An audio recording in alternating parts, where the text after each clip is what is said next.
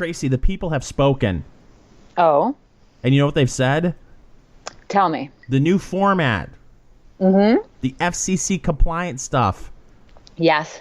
They're a little disappointed because there's no swears. Me too. Yeah. We've gone corporate. So what we're going to do is we're going to give you in the podcast the show that we're doing for Wham 1600 AM in Ann Arbor. And then when that show's over, we're tacking on bonus content. Shut up. God bless America.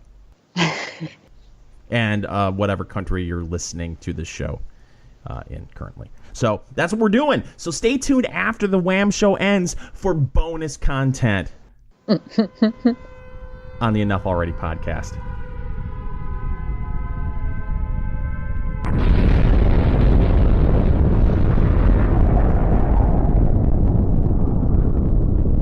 Coming to you from a studio somewhere out there, it's Enough Already Radio with Fingers Malloy and Tracy L. Connors. Hey, good morning. Welcome to another Enough Already Radio. My name is Fingers Malloy. She's Tracy L. Connors. At the bottom of the hour, our good friend Ashe Schow from the New York Observer and Watchdog.org will be here. Talk more college campus craziness, Tracy. Of course. That's her beat. That's right. No. I just got an email from my kid's school. Oh, is she in trouble? No,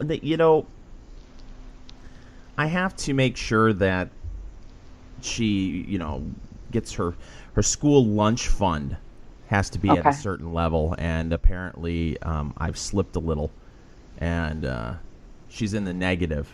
Her account's in the red, so I get an email from the toughs over at the school lunch program in the elementary school. Oh, she's in elementary school? This sounds like a college thing. No, yeah, it does, doesn't it? Yeah, she's on a meal plan? Yes. Well, so she's in the hole, so I have to send money, but I've got two kids. I've got one that's in junior high and then one that's in elementary school. So I get these emails every once in a while. Hey, dirtbag, you haven't paid us any money in a while.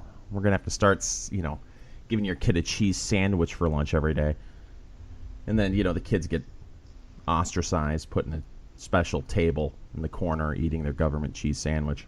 Sure. Now, does she have a charge card? How does this work? She has a PIN number that she enters when she gets her lunch at the end, and then the lunch lady with the huge mole on her face deducts what she gets. Well, the thing that's really strange and really creepy, and I guess it's good now for me because I'm a parent, but when I was a kid, the crap I would eat from the cafeteria would make my parents squirm if they knew what I was eating. I would eat. I had a cheese pretzel. My school made the best cheese pretzels and a cinnamon roll every day for lunch. That was my lunch. And you still eat that lunch to this day? Pretty much. But now I can track what my kids eat because the lunch lady with the big hairy mole enters it into the computer, as she's checking out, and then I can check the account. Like, for instance, I can check when my older daughter in junior high gets some ice cream or something. And then I can tear into her when she gets home. Hey, you're burning through all of your school money on Klondike bars. So, yeah, who else gets to see that information? I think that's super creepy. Well, I'm sure at one point, Michelle Obama was sitting in whatever office she had in the White House with her feet up, just tracking all this stuff. It's my Sitting guess. Back and saying, let's see what Fingers Malloy Jr. is up to. Well, it is creepy. I wonder at some point, say if my kid was going through every day and just eating Klondike bars for lunch. I don't even know if they're available, but that's what... Probably not. Back in our day, it certainly was. Was. Of course, yeah. But I wonder if at some point, if all she's eating is ice cream, if Child Protective Services would come and give me a visit. That will be happening within the next 5 years, I guarantee it. Probably. Do you find this fascinating that you can track what your kids are eating at the school, or is it creepy? No, it's creepy. It's totally creepy. Wait until they start selling that information to, food manufacturing companies. Schools have changed so much. You go in there now, and back in my day, I'm 45. I could buy, the beverage of choice. With my cheese pretzel and huge cinnamon roll was a can of Mountain Dew. Of course. I mean, I would think at this point, trying to buy it's probably easier to get heroin on a school campus than it is a Mountain Dew. Without a doubt. Anyway, it's a peek into the Malloy household for you. I know you're all curious. Well, have the lunches improved now that Michelle Obama is gone? That's a question. No, they're worse, and that's one of the things that I found encouraging about this whole government intrusion into school lunches. Is my oldest would come home complaining about Michelle Obama. It's great. Oh, school lunches are terrible now. They would give them pancakes and French toast with no syrup. Oh, because that's healthy? I guess. The pancakes, they were supposed to be infused with syrup, but there's never enough syrup in Ew. Yeah, gross, right? Yeah. Just picture some weird syringe-looking thing and molly lunch lady injecting syrup into a pancake. Ugh. Is there any worse breakfast in the world? Well, maybe grape nuts, but than pancakes that are dry? Were they allowed to have butter on them? Probably not. That's another thing that's probably illegal in schools. Again, you could get yourself some crystal meth. Sure. But not 100% butter. Well, I remember reading stories throughout the Michelle Obama reign over school lunches of kids selling stuff black market style at lunch. Like, that probably would have been me. Yeah, like Cartman at Fat Camp. Yes. Where he's smuggling in donuts and Suzy Q's. Exactly. Well, I don't know about you, but when we were seniors, we were allowed to leave school to go eat lunch. Yes. I wonder if that's permissible anymore, or if they need to keep everybody there so they can update your daily lunch intake. I don't think you're allowed to do that. At least at the school district that my kids are in. I don't believe the high school kids can leave. Because one of the things they did, the first 2 years I was in high school, I was at a different high school, and they merged the two big high schools in our community together and made a super high school. So we had two high schools with 1,000 students, and then we had the super high school with 2,000 students. And they shortened the lunch hour to a half an hour. We used to have a whole hour, and that's when you could leave. So that was their excuse. Well, your lunch hour is only half an hour now, so you can't leave campus. That was a bummer, man. Yeah. Did you guys have a little restaurant right by the campus that would cater to students? Oh, we had a bunch. We had a Michigan Coney Island. So you could go get really bad Coney Islands. And then the Smokers Pole was nearby. It was just off campus. There was like this pole. Oh, okay. In a field. I was like, this is like a bar. That's where all the street toughs in the high school would smoke their cigarettes, listening to their heavy metal rock music and wearing their jean jackets. Sure. You didn't want to mess with those people, Tracy. Mm-mm. And we need to talk about smoking in the second half of the hour, too, because there's some e-cig. You mean not smoking? Yeah, well, not smoking. Yeah, you're right. E-cigs are not tobacco products, as we all know, even though the government's trying to treat them as such. But anyway, do you want to talk about politics? I guess we should talk about something other than this. Did you smoke in high school? I did. Good for you. Yeah. Let's face it. And kids, by the way, don't smoke. But you look 20% cooler when you're smoking a cigarette. At least. But anyway, apparently, we're not going to get a health care bill out of the House in the near future, although there is talk that they're attempting to go behind closed doors again because that worked so well the first time to give us healthcare 2.0 Republican style. Oh, man, it's such an incredible joke. But, as we suspected, they released the bill, and we talked about it in the previous weeks here enough already. It was crap. Mm-hmm. Nobody liked it except for GOP leadership. And it failed. And we, owe our thanks to the Freedom Caucus in the House for standing firm against a lot of pressure from GOP leadership and the President of the United States. And we're not going to get a crappy bill, at least in the near future, Tracy. I know, it's exciting. They've really proved that they deserve to govern. Right? Yeah. It's a ridiculous embarrassment. I don't know why they don't just put together or forward a one-page repeal bill and then make the Democrats in the Senate kill it. That's exactly what Democrats would do. Right. And they did it how many times when Obama was in there? Right. 23? Well, more than that, probably. Yeah. I believe there was a bill proposed by a congressman, and it was a one-sentence long bill. Mm-hmm. Of course, that's not going to get anywhere. Because now we have a situation. It's so easy to be a backseat driver. Uh-huh. Or backstreet boy, is what I almost said. Sure.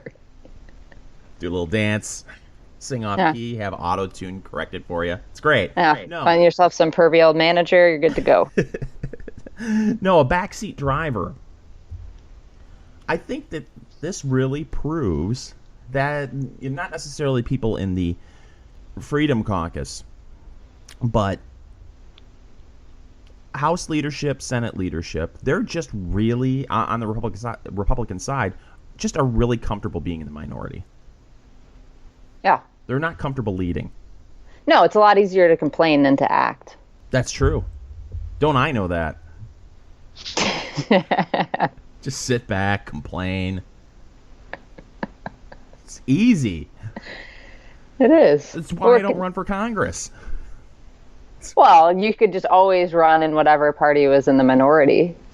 Right? And then it's built in. Yeah. It might be more fun to run as a Democrat, though, because they do take complaining to a whole new level. It's true. And it's just easier being a lib. Mm-hmm. Let's face it. Anything goes. Oh, you have a problem? That's a shame. The government should help you with that. Sure. And there's nothing that you can do to get thrown out of that party. Nope. And pretty much nothing you could say where they wouldn't come to your defense. You could be in jail. Yes. Still be in the party. It's amazing. Of course. You can get caught cheating and still stay at the head of the DNC. Oh, you can't be criticized by anyone. It's either racist or sexist. Mm-hmm. I didn't catch everything that Bill O'Reilly said about Maxine Waters. Oh, he said something about Maxine Waters? Yeah, I guess he cracked a joke on Fox and Friends. For some reason, he was on Fox and Friends because he's not on Fox enough. Right. I don't know. Maybe he wrote another book. Probably. And you mean, by writing, you mean he put his name on a book someone else wrote? Exactly. I think his latest book is called Killing Publishing. Okay. So I guess, and I probably shouldn't get into this, but what the hell? He was talking about Maxine Waters, and he made fun of her wig, saying it looked like a James Brown wig. He's not wrong. Well, and of course, that's immediately painted by people in the mainstream media as a racist comment. Sure. And you're right, he's not wrong. No, she looks ridiculous. Take a line from the movie Friday. It looks like a bunch of spiders are up there on top of her head having a meeting. Mm-hmm. So I guess he had to apologize for what he said. And I thought to myself, why do you have to apologize for that? I mean, it's really ridiculous. So why can't we make fun of her hair? I mean, how many times have we heard over the past several years people making fun of Donald Trump's hair? And that's okay. Oh, yeah. Of course. And by the way, it is okay. He's got terrible hair. Yeah, it looks ridiculous. We're not allowed to notice things? Nope, not anymore. And you're really not allowed to notice any imperfections in liberal women. Mm. You know, Lena Dunham. Mm-hmm. You can't point out that for a while there it looked like she slept at a Jack in the Box every night. And now she's on the Donald Trump is president weight plan. Right, which is working better than Michelle Obama's lunch program. Curing obesity. See, maybe that's what we need to do. Just put a picture of Donald Trump in every lunchroom. Sure. And apparently that will inspire kids not to eat. Exactly. Amazing. It is. But you're not allowed to point out these imperfections on people on the left. I mean, how many times when Chris Christie was running for president or just in the national spotlight because he was, you know, he is the governor of New Jersey. And because he can't help but block out every spotlight. Right. There has been one or two fat jokes made about Chris Christie over the years. From both sides. Yes. No less. Yes. Yeah. And deservedly so. I'm sorry, but I don't think there's much wrong with shaming when it's appropriate. Exactly. Look, I haven't done a sit-up since the Clinton administration. Mm-hmm. I wouldn't be surprised if someone sees me in person and they look at me and maybe they've seen photos of me on Twitter or on our Facebook page, Enough Already podcast, by the way, on Facebook. Be like, oh, your fingers, Malloy? Do you take those high-angle deceptive shots? Yes, I do. Huh? Because that's all I've got. I don't know how to use Photoshop. Okay. So that's what I do. Take those high-angle deceptive shots to make me look 30 pounds thinner, when in fact I'm a raging fatty. Trying to clean up my language here for our folks over at Wham 1600 AM in Ann Arbor. So I deserve fat jokes because I can't put down the fork. But you can't do that. See, now if I switched over now, if I'm a lefty, and I'm in, well, you know, it doesn't work for me because I'm a white male. I don't know. Michael Moore gets away with it. Yeah, but people call him fatty without having to apologize. But nobody on the left says it. I mean, people, like we were saying with Christie, both parties. But if he were a fat woman, yeah, you wouldn't be able to point out that maybe she should put down the fork. Right. So I don't know. I know. I don't have a problem with anybody. But anyway. So no health care bill. Nope. And this just proved, as Scott Adams pointed out in a fairly brilliant piece that he wrote, it was actually a win for Trump in that it's a little bit harder to picture him as Hitler when this kind of thing fails. Because if we're talking about him in terms of being a dictator, yeah, dictators don't let this kind of stuff go. Worst dictator ever. Yeah. I mean, really? You mean he just gave up? He's not just going to do whatever he can unilaterally to push that bill on through? Demand this all happens, throw massive fits? No. He's just said, oh, okay, you guys failed, and we're moving along. He didn't send out his stormtroopers? No. For beating people on the streets? No, nobody was sent to intimidate Congress people and force them to vote. He actually kind of spared Paul Ryan the embarrassment of having to have a vote and losing by saying, you should probably just pull that bill, Paul. I mean, if he were a really good dictator, Paul Ryan would just sort of disappear. Exactly. Right? Well, a whole bunch of people would have disappeared, including Maxine Waters' wig. It looks like a James Brown wig. It does. Don't apologize, Bill O'Reilly. I know he listens to the show every week. Yeah.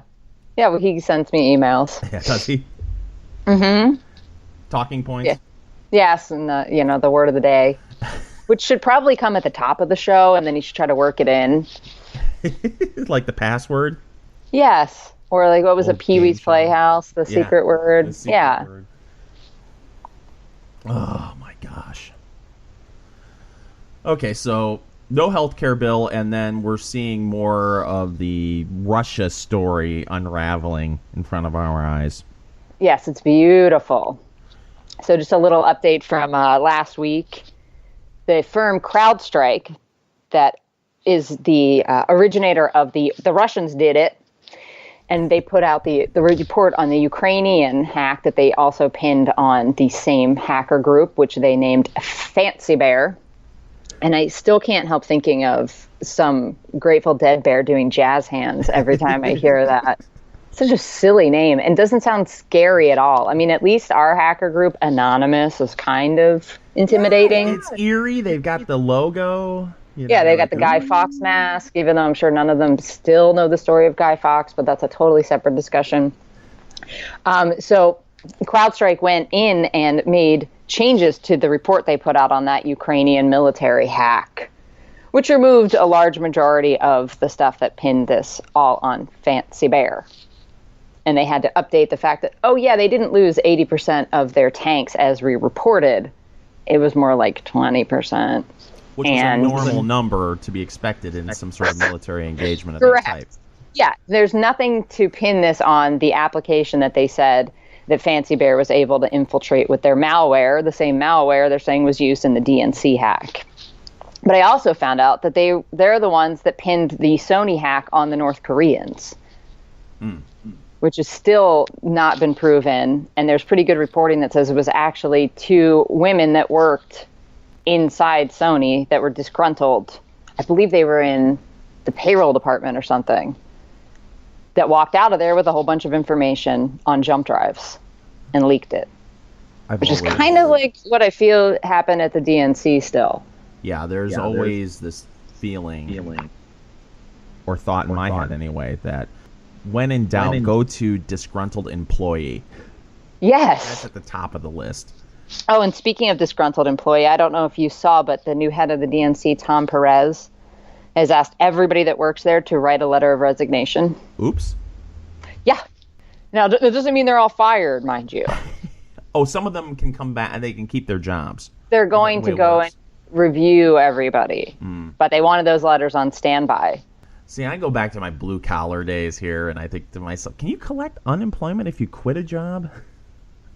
I don't think so, but I would be thinking, why am I resigning? If you want to cut me loose, I'm sure the DC unemployment benefits are quite generous.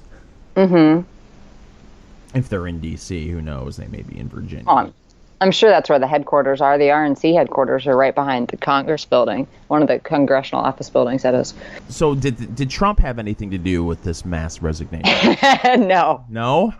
No. Him at all? Oh. No, and I just kept thinking about how they reported, Sessions asked for a whole bunch of people at the Department of Justice to submit their resignations, and it was a scandal, even though this is typical. But this with the DNC, I've never heard of something like this. Well, I applaud the DNC for this. When you have a massive failure like the 2016 election for Democrats, heads should roll. Yes. They really should. And we never see this in Washington. No. Failure is rewarded for the most part in Washington, D.C. You and I have seen this over the years at being an activist. Is we work with groups, either think tanks or other organizations in Washington, D.C., and you think to yourself after you engage with certain people in that organization, how does this person have a job? They don't seem to do much of anything, and I heard that person got fired 3 months ago from a crappier job than they have right now, and yet they get a better job. Yeah, so failing upward. Yes. It's an interesting phenomenon. Well, these guys, their heads will roll right over to think progress. That's true. Oh, we picked the wrong line of work, Tracy. Apparently so. We should have been Democrat operatives. Yeah. The only thing that would be bad about that, well, other than being a Democratic operative, is you would probably have to live in Washington, D.C. Which I don't mind the idea of. I know you hate it. Ugh. Town has an awful vibe. It's not like the vibe in Vegas when you step off the plane. You're like, hey, I'm in Vegas. This is Yeah. great. DC is Yeah. like, ugh. Yeah, well, the air in Vegas is 30 proof, so. And with that, we need to take a break. When we come back, our good friend, our chum, our pal, Ashe Schow from the New York Observer and Watchdog.org will be here. Stay tuned. More of Enough Already right after this. Enough Already Radio is on Facebook. Check out the fan page, facebook.com/Enough Already Podcast.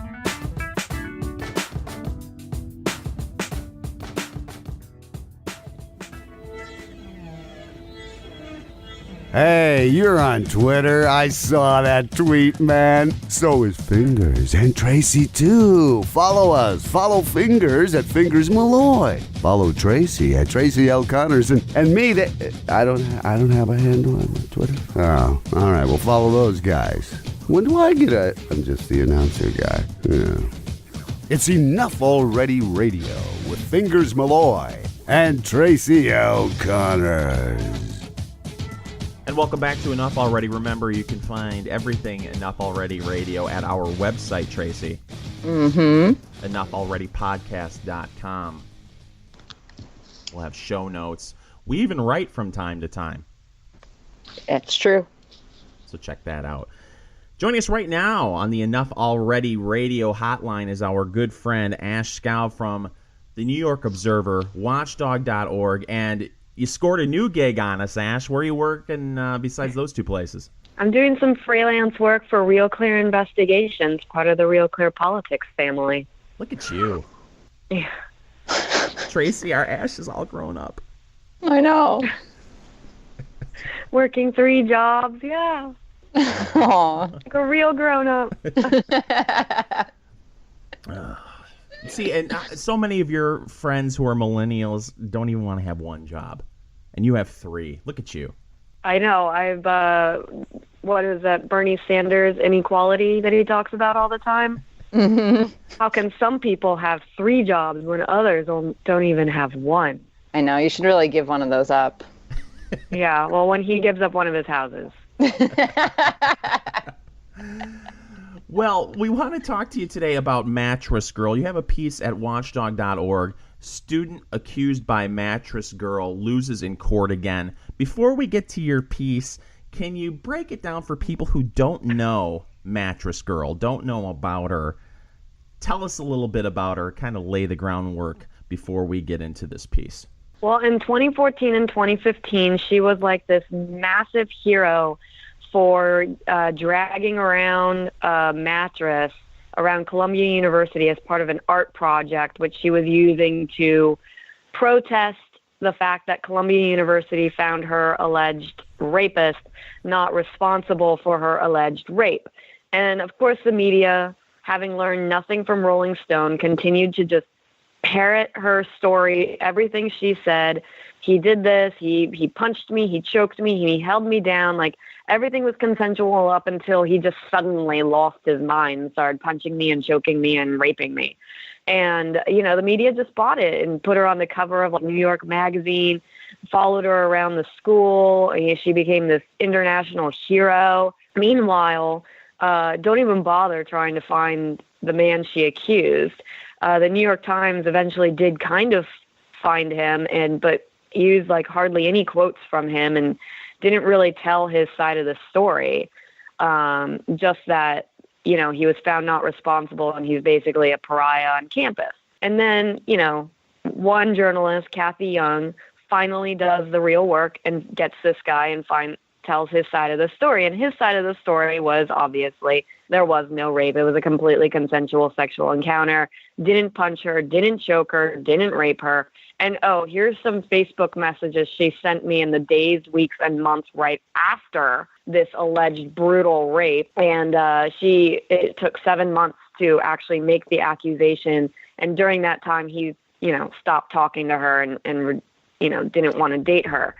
The Facebook messages were, 2 days after this allegedly violent rape. He invited her to a party, and she responded saying, "I feel like we need to have some real time where we can talk about life and things with a Z. And we still haven't really, right, the spelling on these messages is just fantastic. And we still haven't really had a Paul Emma sesh since Summer. Summer has 3 M's and 4 R's, because this is how Columbia students spell. And then a week later, she invited Nungesser to hang out with her. And then a month after that... And that's the guy that was accused. That's the guy that's accused of rape. Yeah, sorry. Paul Nungesser was the guy that she accused. And a month after that, he wished her a happy birthday, and she wrote, "I love you, Paul. Where are you?" with 4 question marks and exclamation points. And, after that, it kind of tapered off. But it was like, I understand that victims of sexual assault and domestic violence don't react in ways outsiders would consider normal. But, like, normally when we're talking about that, it's people who are, like, financially dependent or somehow dependent on this person is why they stay, or why they still love the person even after they do this. But, I mean, like, these are college relationships. You can just walk away. And if you're, like, around somebody who all of a sudden got violent when, like, she showed there was no other violence from him, like, he had never been, like, what kind of psyche do you think the person has if you've known them for a month and they're totally fine, and then randomly they punch you, choke you? And by the way, there was never any evidence of these injuries to her. No one's ever come forward and said, yeah, I remember her having a black eye and bruises around her neck for a week. Like, that's never been there. And well, anyway, she accused him, but after she spoke to a bunch of their mutual friends, one of whom was an ex-girlfriend of his who said that he was a terrible boyfriend. And then another girl claimed he tried to kiss her at a party without her consent. And then there was also a guy in the group. And so the 3 women of the group all decide that they're going to accuse him. And so they go, and despite only one of those accusations being about rape, he gets claimed, branded a serial rapist because multiple girls accused him of things that weren't rape. But anyway, so beyond that, Columbia University did nothing to stop her from carrying the mattress. Actually, her art teacher sanctioned the art project, and the art project at the end of the senior year, also included some, like, sketches she had done of her alleged rape, which included sketches of, his genitals. And was totally acceptable. No one thought of that as somehow sexual harassment of another student, whereas if a man had walked around with a sheet calling his ex-girlfriend horrible names and then drew pictures of her genitals, you really think the school would allow that? Or the media? Absolutely not. And the school sent out a campus-wide email saying you're not allowed to bring large objects to graduation. And yet, here she was at graduation dragging the mattress across the stage. And they said, like, they told her to stop, but then they didn't actually stop her. So, and then still tried to shake her hand, like, graduate, like, with all of that. And so for him, he was like, this is an ongoing harassment, and this is, like, gender discrimination on the part of Columbia. So he sued Columbia. The judge in this case just absolutely seems to hate this kid and is saying that there is no gender discrimination. But his arguments for why it's not gender discrimination should lead to schools not adjudicating campus sexual assault under gender discrimination, because the judge said that Nungesser is assuming that just because this was sex-related, it was a sexual activity, that everything that follows is a sex-related act. Like, is due to sex, like, gender, sex. But like, that argument should, like, that should go toward the accusations as well, which is the main reason behind why Title IX is being used, is that women are the main, people who are sexually assaulted, and therefore being sexually assaulted and the schools not doing anything to protect them is somehow against their sex. offense against women, which honestly should mean that false accusations should be, also a gender discrimination because men are the primary recipient of those. So, but still, Nungesser, he amended his complaint, filed it again. Same judge said, no, this isn't happening. It dismissed it again. So now they're going to appeal to the Second Circuit, where they might actually have some help, or they might actually get a good ruling, because previously another New York judge dismissed a different Columbia case. This was a kid who claimed he was falsely accused of sexual assault, and the school did not allow him due process. That judge in that case, Judge Jesse Furman, dismissed that case. But then the Second Circuit Court of Appeals reversed the decision. So maybe Nungesser will have this reversed in the Second Circuit as well. Sorry, that wasn't a brief description. That's okay. No, and I feel like, didn't at some point she made a pornographic reenactment video of what allegedly happened to her too as part of her art project? Absolutely.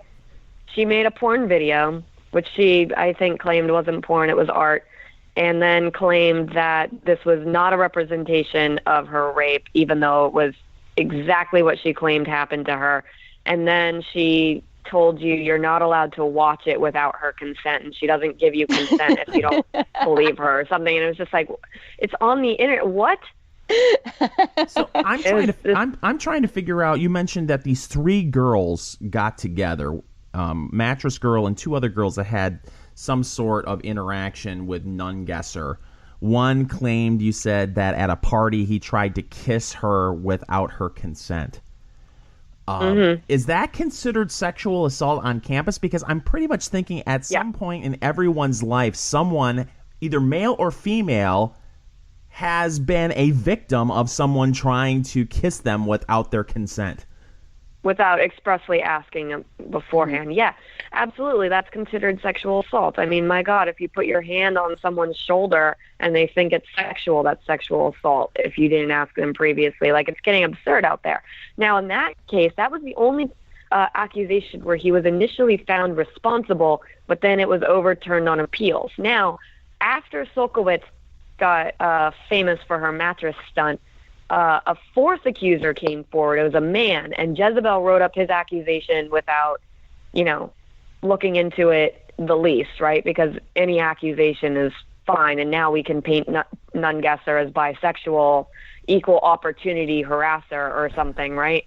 And then again, Kathy Young gets the documents involved in this case, and it turns out that fourth accuser, the male accuser, something wrong with that kid. Like, just he was making these accusations. He claimed that Nungesser was like talking to him about problems with with Nungesser's then girlfriend, one of his other accusers, and then he just started like talking to this kid who was identified as Adam, and then asked him to sit on the bed, lean back on the bed, and then started groping him, right? Like, wow, rubbing his crotch for a few minutes.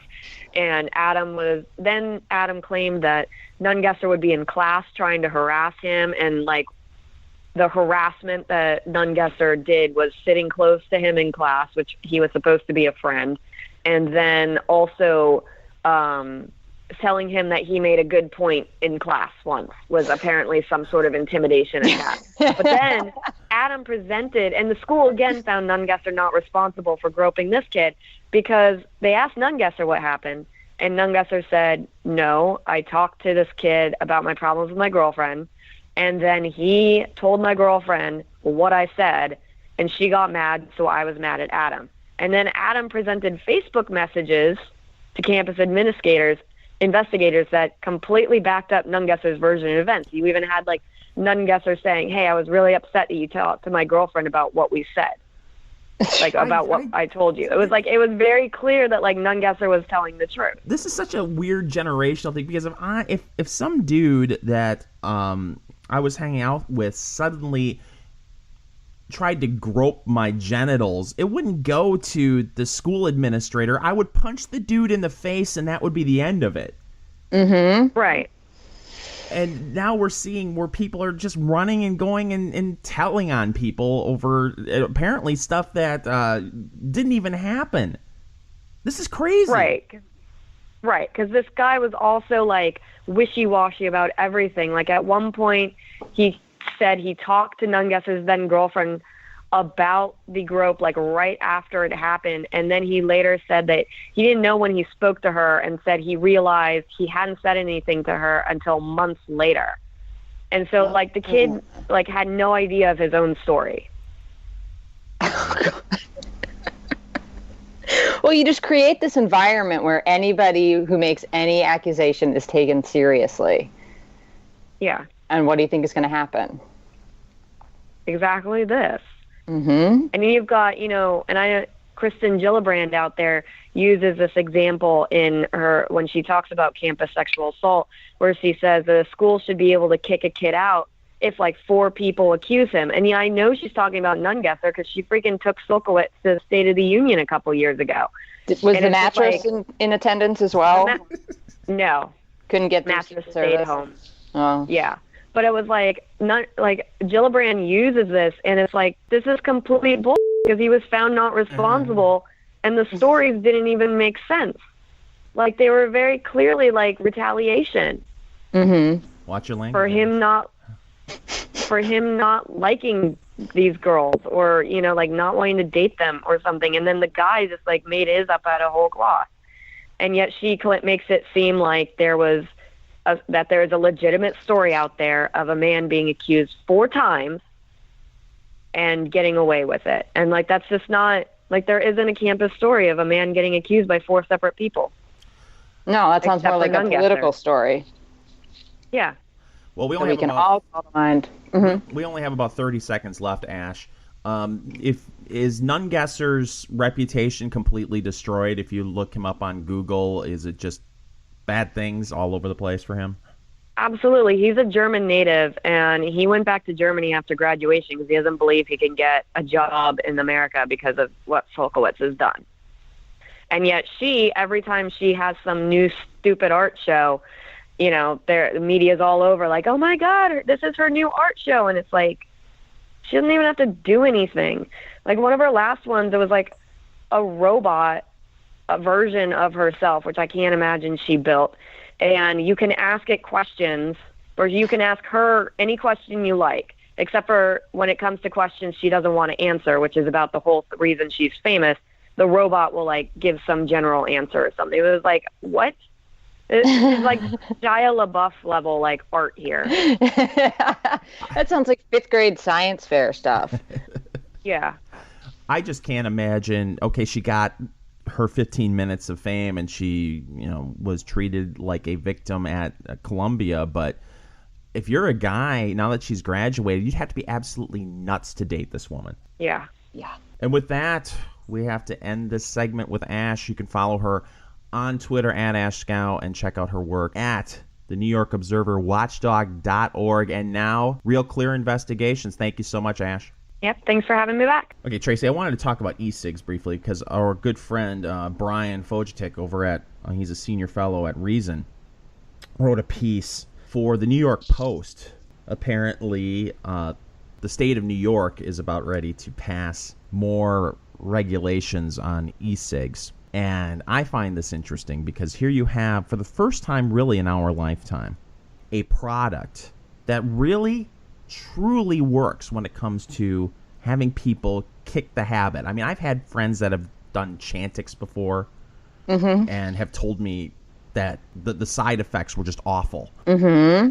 You get jittery, just bad things, man, bad things. And the nicotine patch and the nicotine gum, they aren't nearly as effective as e-cigs have proven to be. And I'm talking to a real success story right here, Tracy. You smoked how many packs a day when you were out in Hollywood doing Hollywood stuff? I would say the average was about 2. Sometimes I would hit 3. Oh my gosh. So you were just walking around, and more times than not, you had a cigarette in your mouth versus just walking around without a cigarette. Correct. 3 packs a day. Wow. Good God, Well, did you sleep? I was working 14 to 18 hours a day, so that's a lot of time You're to be smoking. awake. Yeah, you're smoking 3 packs a day, and you're drinking coffee, I'm assuming, right? Oh, yeah. All kinds of soda, Red Bull, everything. And you started using e-cigs, what? How long ago? 7 years ago? 2009, yeah. Wow.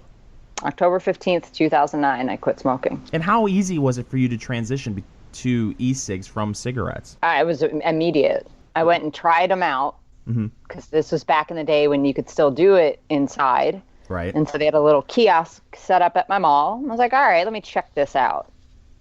And I thought, this feels almost exactly the same. Why wouldn't I do this? It's cheaper, I can do it everywhere, and it's untaxed. All of those things have changed except for the cheaper part now, but...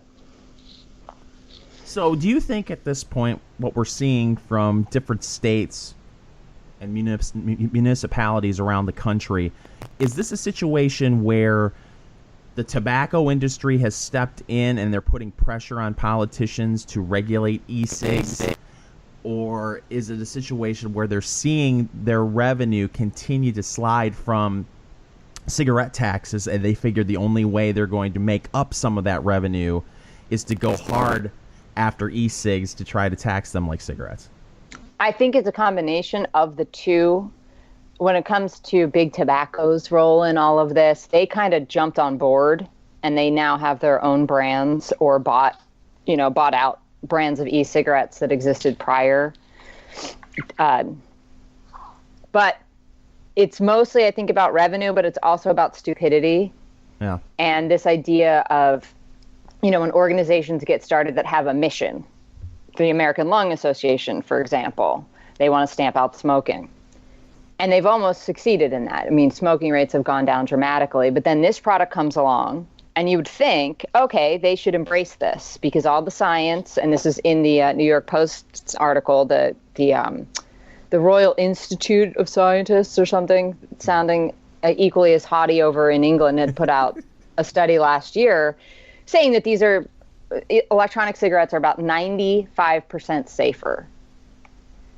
You'd think the American Lung Association would say this is great, because as you pointed out, the other methods of quitting aren't as effective, although you're not allowed to make any claims that these are smoking cessation devices, because that requires all kinds of FDA approvals, et cetera, et cetera.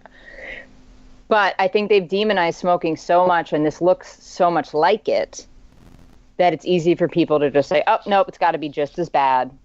We can't exercise common sense and say, there's actually nothing on fire here. This is just liquid that's being heated and then inhaled. A lot of the electronic cigarettes, the liquid in them doesn't necessarily even contain nicotine. And so, yeah, go ahead. And Brian makes this point in the piece, which I think is very important, is we can't live in this fantasy world where we think that teenagers aren't going to make decisions that we necessarily agree with. They're going to, and if they're going to make a choice between cigarettes and electronic cigarettes, I think that most people that aren't trying to raise tax revenue would agree that I would much rather have my child, if they're going to do something, pick up an e-cig versus pick up a Marlboro Red. Correct. You'd think, but it's almost as if they want people to stay on old style cigarettes because they're taxed at outrageous rates, and they're trying to kill. And I don't know if this is purposefully. I kind of think that it is. They're trying to kill the e-cig industry, which went unregulated for a very, very long time.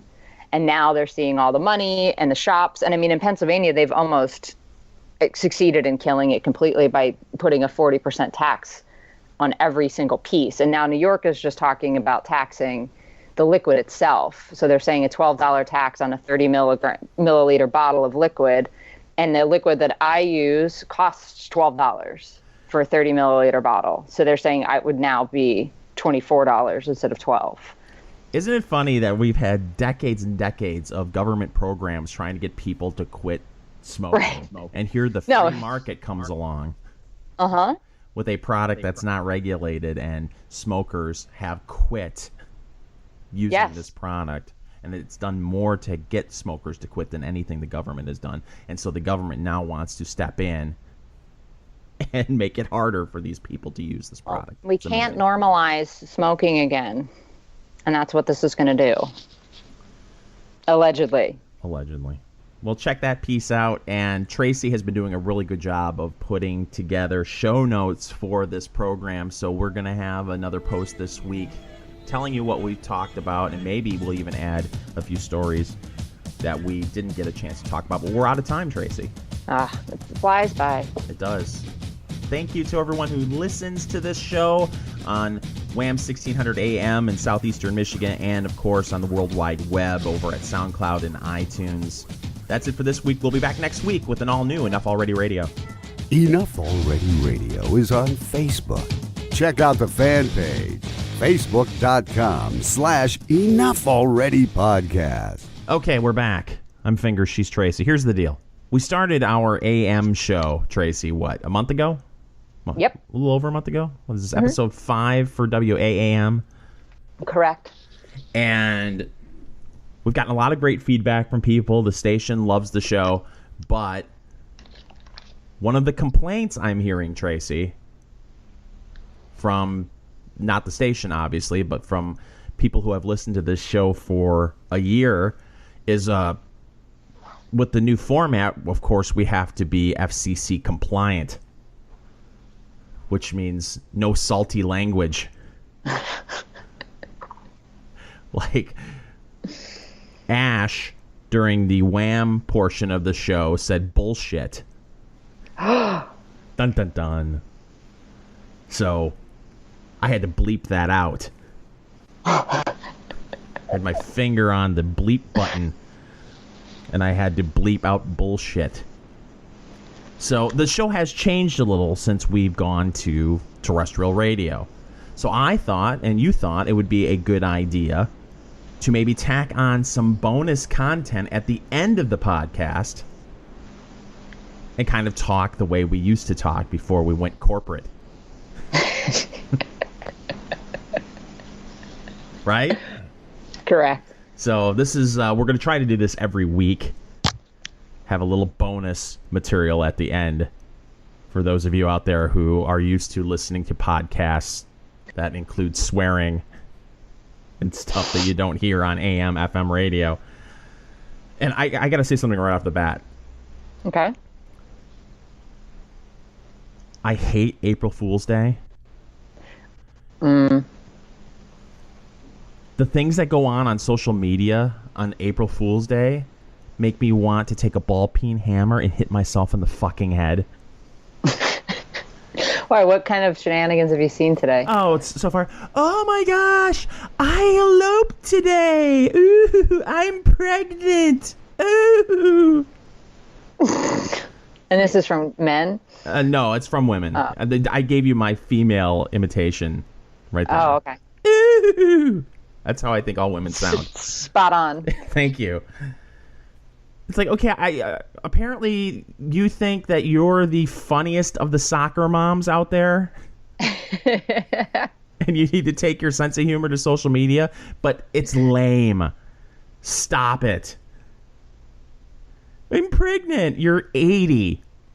Hey, it happens. I suppose. Janet Jackson just proved that, right? That's true. How old is she? She's like 72? Yeah, something Okay. like that. Yeah. Remember old Janet when she was thick and she wore a house key for an earring? Remember that? No, I don't remember the house key days. Oh, yeah. I remember Queen Latifah wore a key, but I think it was a car key. I believe this was the just wait a while. You know, I'm saving myself for marriage, Janet Jackson, not the my tit is flopping out at the Super Bowl, Janet Jackson. It's a long time ago. Okay. Yeah, this is like my elementary school days, perhaps, because I don't remember that. Yeah, she was a goody two-shoes for about a cup of coffee. But it's April Fool's Day on Facebook is just a freaking nightmare. It's nothing but these lame announcements that everyone knows is complete bullshit. And it's not funny. Yeah, if you're going to do April Fools, you got to really go all out and find something semi-convincing. Right. I've got one. Okay. I for the last week and a half, I've been limping. My left foot, it's in a lot of pain, which makes me think, Daniel Day-Lewis? well, I wonder if I have a stress fracture. But the way I've been eating lately, like yesterday for dinner, oh God, I had a strawberry Danish and I chased it with 4 Reese's peanut butter cups. So maybe I have diabetes. I think you probably do. Have you contacted Wilford Brimley? No, I have not. But when you get diabetes. Yeah. Diabetes. I like diabetes better. Yeah. Diabetes. After a certain point, they just chop your foot off, right? What happens if they don't chop your foot off? Does it just fall off like you're a leper? What happens? Do you know? I don't know. I believe it becomes like gangrenous and it starts working its way up your leg. Oh. Like the people that get swallowed by their own pets. Yeah. Mostly living in Florida that have pythons for some reason. But can't you just stop that? The diabetes or the python swallowing you? Well, both. But let's stick with the diabetes. I mean, say you look at your foot one day. Say you're like me. You've been limping around for a couple of weeks. And it's because your blood sugar is out of control. Okay. Because you eat Danishes and Reese's cups for dinner. It was a really good But hey, to my credit for the beverage that washed that all down, Diet Dr. Pepper. Yeah. Look at your self-control. Yeah, you don't want empty calories.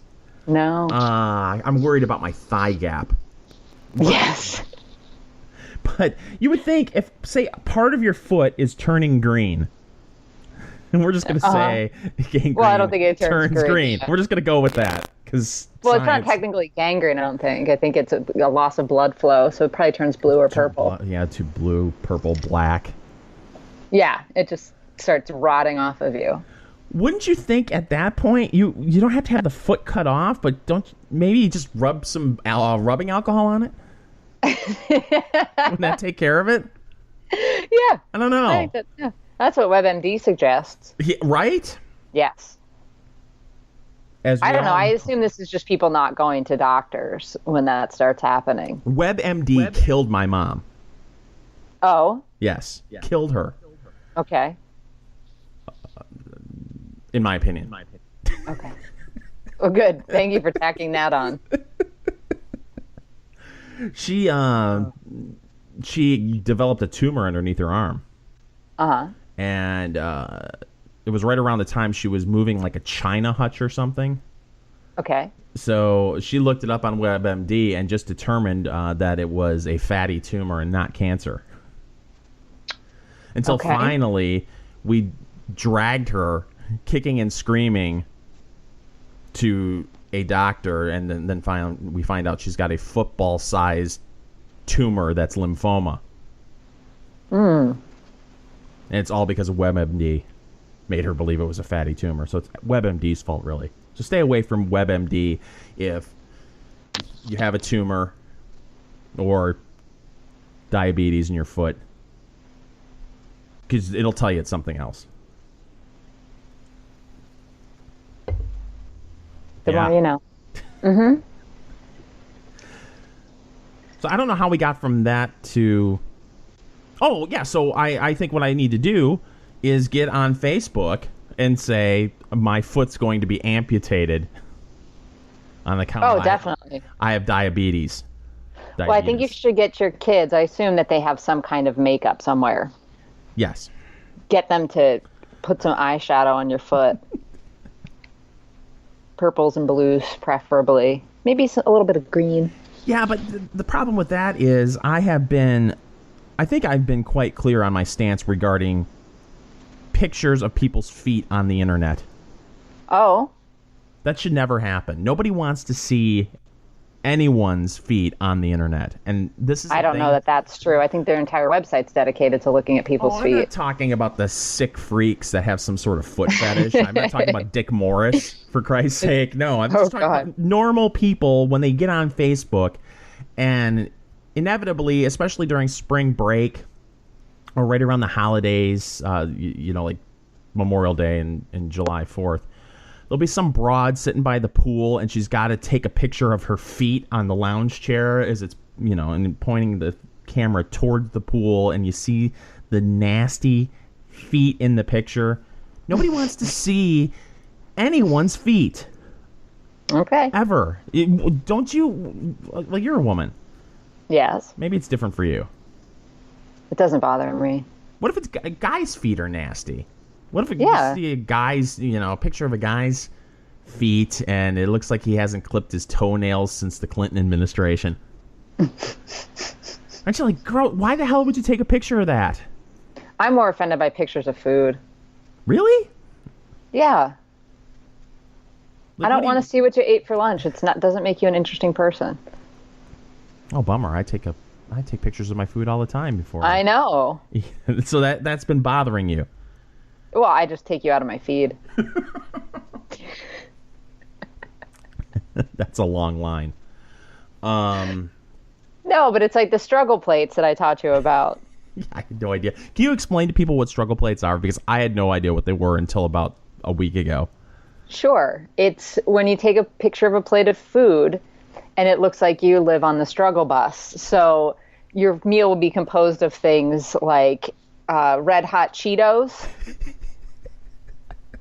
some nasty looking, perhaps macaroni and cheese, and then some unidentifiable slop. It looks like what you would eat if you were a prisoner. Well, pretty much. You sent me a picture of a struggle plate, and it was the red hot fire Cheetos. Yep. And then it had ramen noodles with a slice of Kraft cheese on top. Yes. Yeah.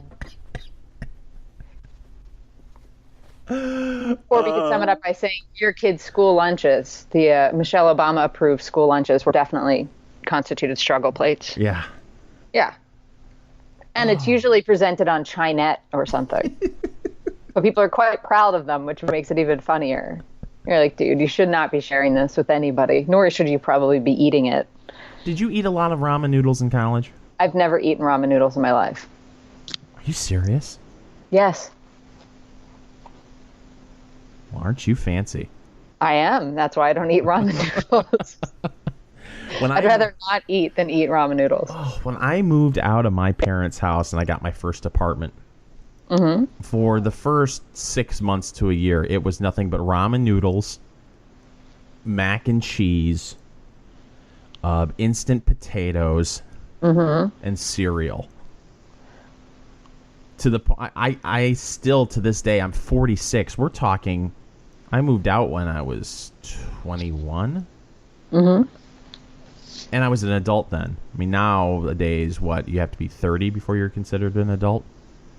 Yeah, at least 26. Yeah. So, and at 21, so we're talking 24 years ago, I can't look at ramen noodles without wanting to barf. Oh, good God.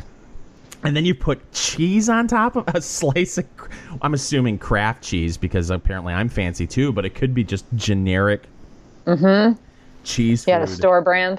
Oh.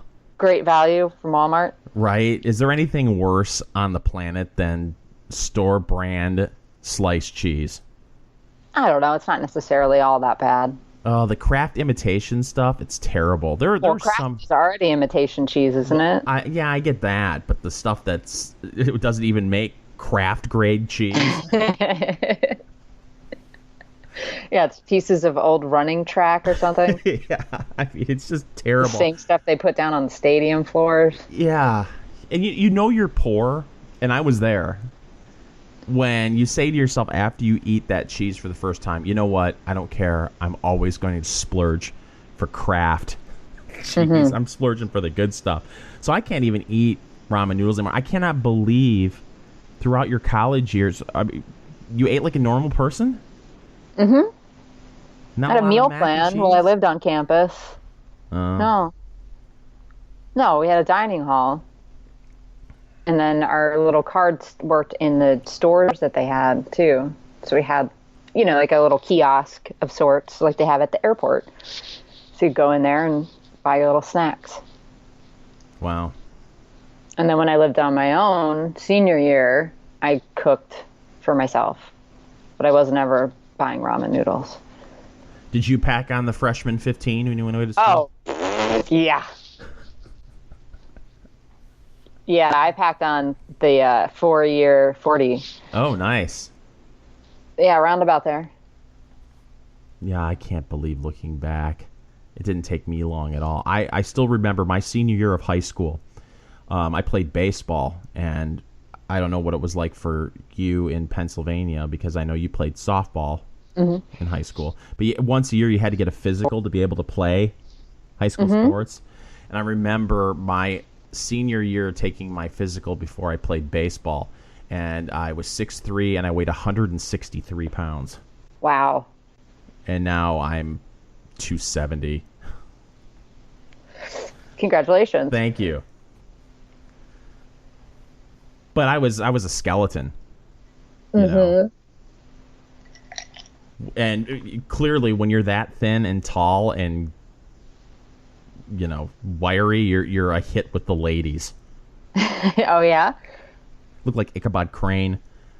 Big freaking head, skeleton. It was terrible. It's like, I got a date for the prom. Oh, you poor thing. Well, you've made up for it now. Right? There's no going back. Yes. 107 pounds heavier. Only, Yep. And I'd love to tell you that all that weight gain happened over a period of 20 years, but really, it only took about 3 or 4 to gain a lot of it. Good for you. It's those damn ramen noodles. Apparently. That's the secret. That's right.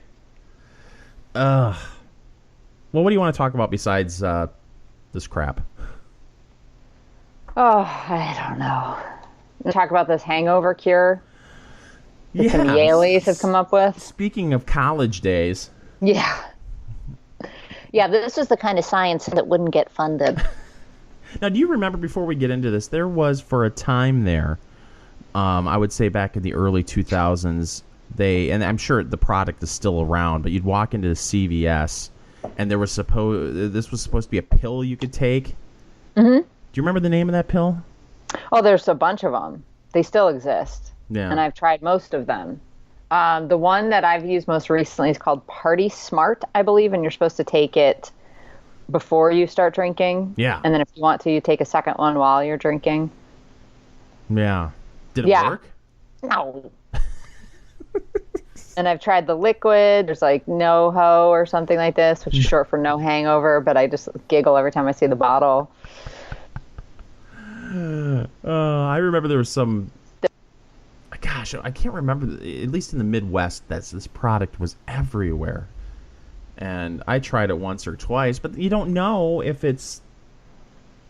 If you wake up the next day, you don't know if it's because of the product that you don't have a hangover, or you didn't drink that much or enough to get a hangover.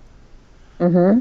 But I don't know. I found if you drink successive nights, that's the hangover cure. Because by the second or third day, you're just like, who cares? Start drinking again. The worst hangover I ever had in my life, I still remember to this day. Okay. It was about 7 years ago, so I was in my late 30s and really should be, old enough to know that I shouldn't drink this much. Uh-huh. But I met some friends for football on Sunday.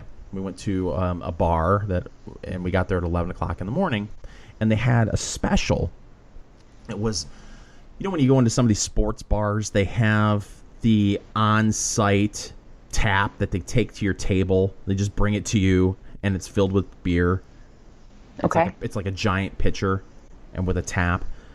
It was 110 ounces. It was 120 ounces of Bud Light in this pitcher for $11. Wow.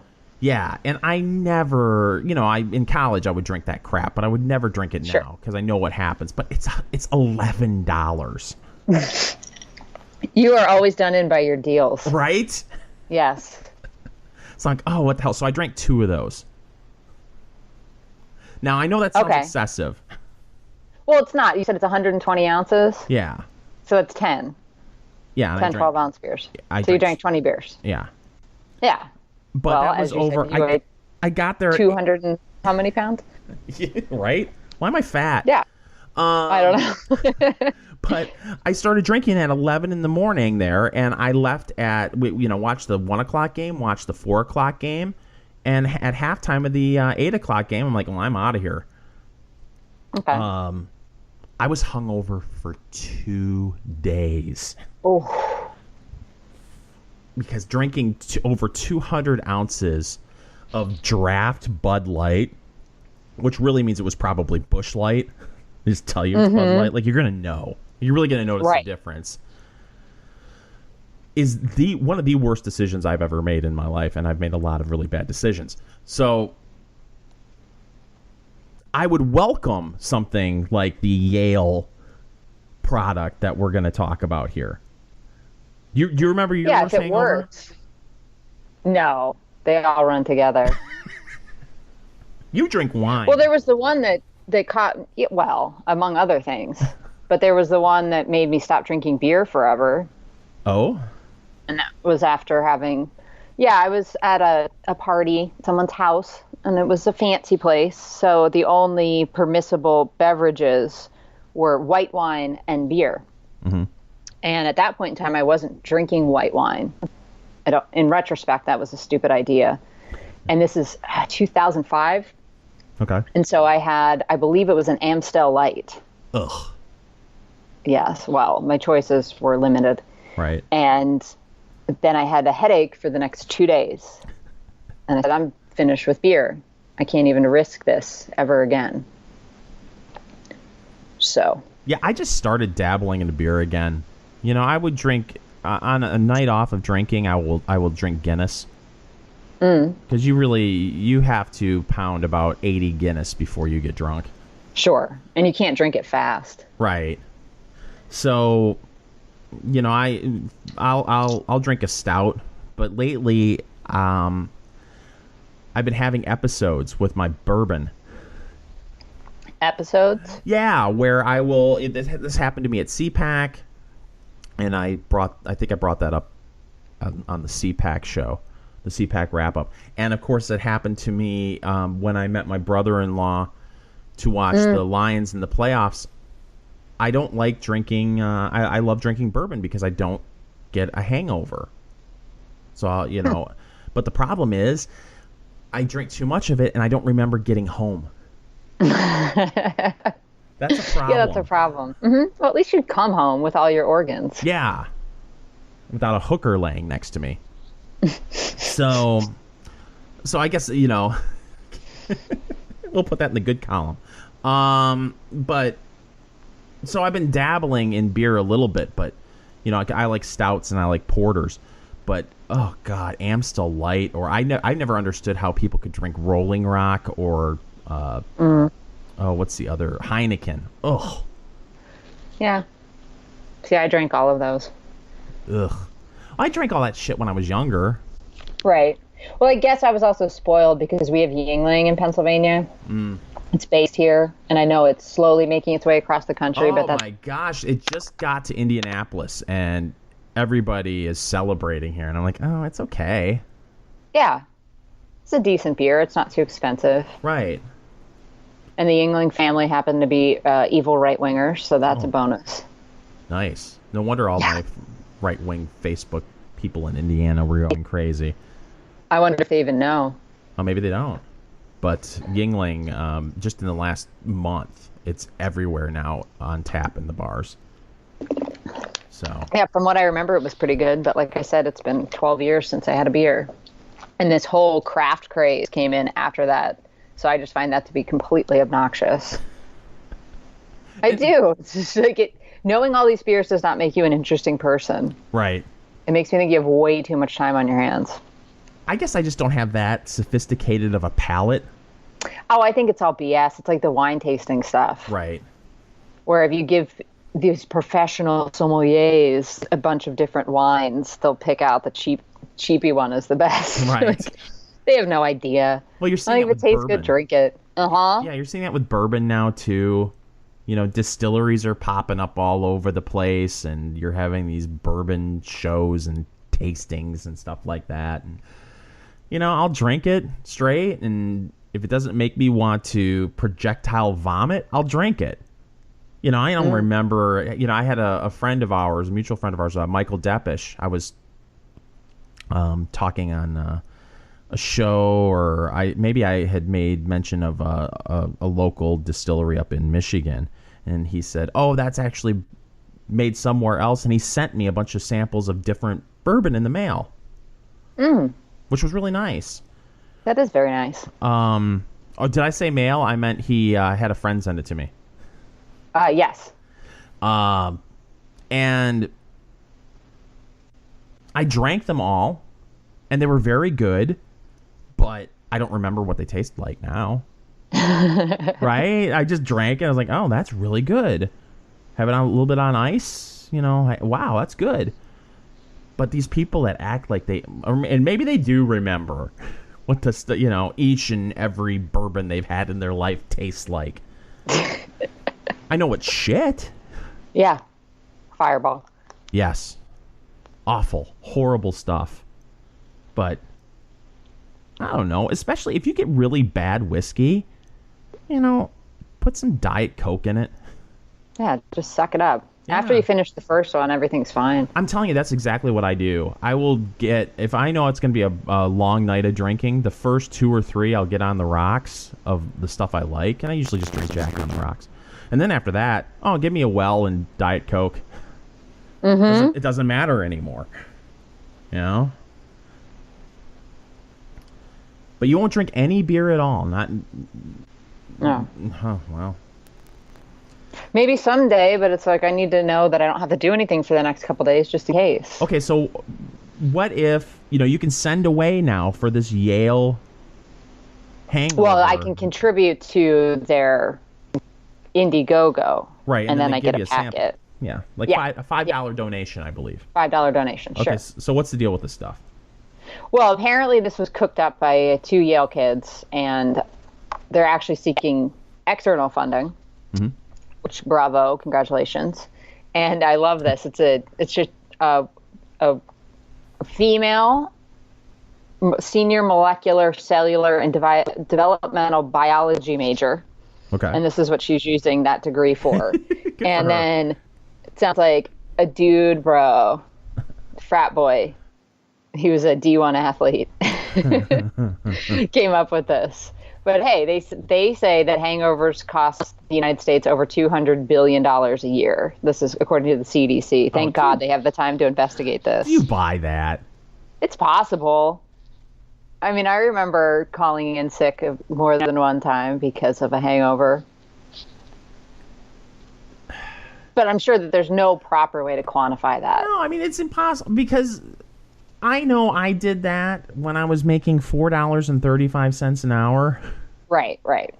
I mean, but don't you think at some point when people get older and they aren't working at a job that they don't give a shit about, that they actually either muscle through or they don't drink enough on a weekday or whatever day they have to work the next day to where they would have a hangover? $200 billion a year? Yep, and lost productivity, I guess. Who knows? I mean, maybe they're talking about the day after the Super Bowl. Yeah.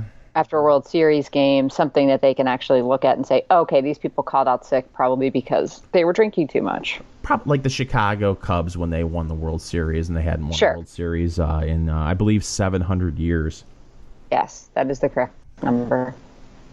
Yeah. Okay, so these two Yale kids. Okay, so these 2 Yale kids cooked this up. They think it's a little bit different than the other cures on the market because it has stuff that boosts your liver functionality, I guess, and some electrolytes. Oh. And so it's called Sun Up. And it's a supplement that comes in a powdered form that you mix with a glass of water before you drink. So it gives you an uplift the night before that continues into the next day. Sunup begins the healing process by giving your liver a hand in breaking down a toxic molecule called something that I can't pronounce. We'll call it ramen noodles. Yeah. It's acetaldehyde. Close enough. I should have said it fast, and then it would sound like... Yeah, sounds like I know what I'm talking about. Clearly, it must break down acetaldehyde. Yes. Acetaldehyde? Yeah, whatever. Okay. But I love this quote. This is from the Daily Mail article about this. Although scientists are still trying to fully understand hangovers. Really? I love this. How much scientific effort is expended upon understanding hangovers? But God bless them. It's actually useful if they can fix this. So there are 4 main contributors that have been identified by scientific research. That acetaldehyde buildup, glutamine rebound, immunologic disturbances, and vitamin and electrolyte loss. So they tried to figure out how to solve all these problems in one tasty powdered mix, which made me think too, what happened to alcohol? Right? Yes. I wanted to be snorting that like pixie sticks back in the day. You're right. That we talked about that like 2 years ago. Yeah, and then there was I think it got cracked down on before it ever went anywhere. But anyway, if you want to contribute to their Indiegogo, they said that they're going to send out, for everybody that donates $5, they'll send you a package of this, and they expect it to go to market this month, I believe. Oh, wow. So, and they've already surpassed their goal of $20,000. Of course, this is the Lord's work they're doing right now. Absolutely. Let me ask you this. Yes. Go back to my alcohol problems for a second. Okay. What's the smarter play on my part? And we're going to just throw out the real smart play, which is drink like a responsible adult. Which is don't drink at all. Right. Is it better to drink products that will give me a massive hangover, but I'll remember getting home? Or is it better to drink the way I do now, which I drink a lot of bourbon, and I'm going out in a couple of hours to meet some friends. Is it better to drink bourbon all night, not remember how I get home, and wake up the next day fresh as a daisy? What's the better play? I would go with the fresh as a daisy bourbon. I think so. Because I've never gotten to the point, you've been around me plenty of times when I've been shit-faced. Nobody's had to carry me back to my room or anything, right? No. Well, the way you said no would lend me to believe that that's happened, and I just don't remember. No, that would be memorable for everybody. We've never had to put you in a wheelchair in Vegas either. So I get back to my room. That's a lovely thing about Las Vegas. That's true. It is a lovely thing about You're Las fine. Vegas. Yeah. Yeah, if you're too drunk, they just stick you in a wheelchair and take you where you need to go. It's quite accommodating. Oh, look at that poor fat guy over there. I bet he had his foot amputated. No, he's just too drunk.